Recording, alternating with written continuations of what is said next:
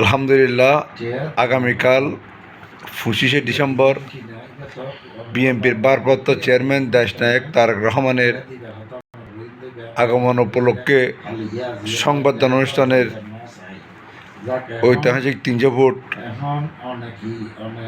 রাস্তার চারপাশে মানুষের দল, যা নিজ চোখে না দেখলে বুঝবেন না।